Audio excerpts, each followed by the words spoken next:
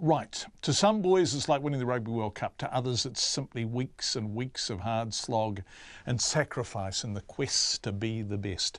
Thousands of school students from all over the country are taking to the stage this week for Polyfest, the largest secondary school Pacific dance competition in the world. The rivalry between the schools is fierce. They've been practicing in secret to perfect their performances, but Laura Tupou, Leilani Mamoisia and Claire Easton Farrelly were given special access to St Paul's College. This is a boys' school in Ponsonby, very strong Pacifica role and a vibrant history. Samoan group rehearsals for St Paul's College have been attended by our team for an RNZ documentary, and as Laura found out, a lot is at stake for these 50 boys as they're defending their title. In their school hall, 50 bare-chested, barefoot teenage boys in colourful lava repeat their moves over and over again, knowing the judges will pick up on anything out of place.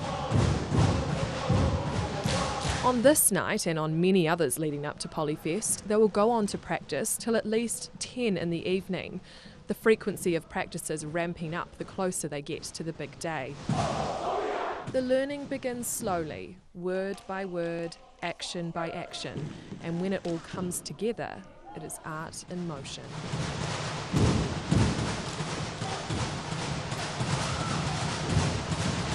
Letting everyone know that St Paul's is here. We're here to defend our title, and just at the end of the day, we're all going to come together as one.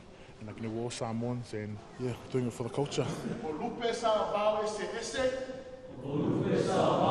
For tutor and old boy Ses Wally Uwale, nothing but a perfect performance will be good enough. This means 7 weeks of ensuring every word is clearly enunciated and repeating complex movements and transitions.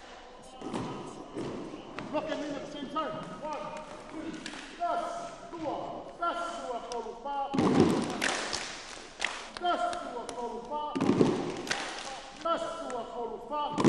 But in their quest to be number one again, these boys have to juggle and sacrifice everything else for weeks and weeks.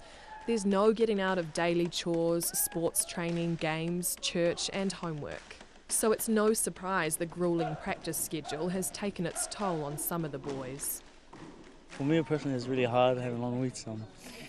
Level 2, Friday night practices are long, and then next morning I have to wake up early for cricket and then go again for practice, another 67 hours. AJ Tuipea's job is to lead the group.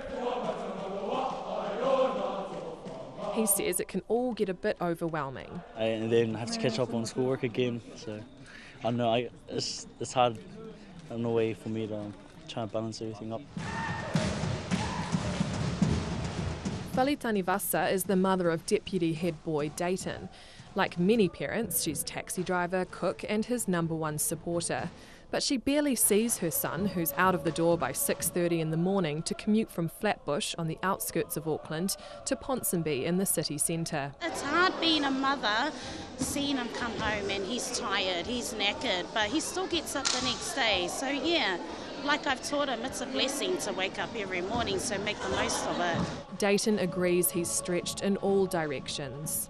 It's pretty hard trying to balance it out with schoolwork and stuff, as well as trainings. I try to do my best.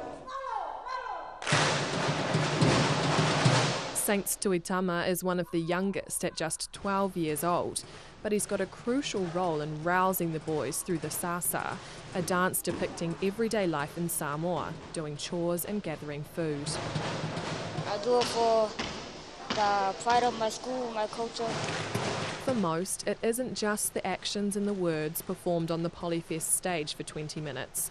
It's the bonds formed with each other and their Samoan culture, learning about Fa'a Samoa or the Samoan way. You get time to embrace your culture and who you are. It means a lot. Yeah.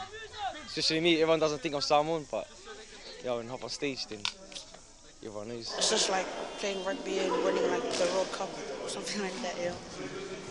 Yeah, that's what Samoan games like. Just because you may be a different skin colour, you still have the Samoan blood inside you. You still have that culture, and it gives you 20 minutes to express it. You show people that you are Samoan, and shows them that you can do it. But the tough message from the school is keep up those studies.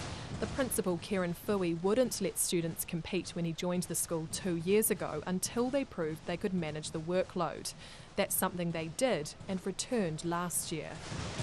And I know from my own experience that you can have an excellent Polyfest, you can have excellent results, and you can have excellent behaviour. It's not an either or, it's actually both and. Polyfest will continue until Saturday, when the St Paul's College Samoan group will take the stage in the hope of getting back-to-back titles. Mō te hōtaka o te ahiahi nei, ko Laura Tupou aho.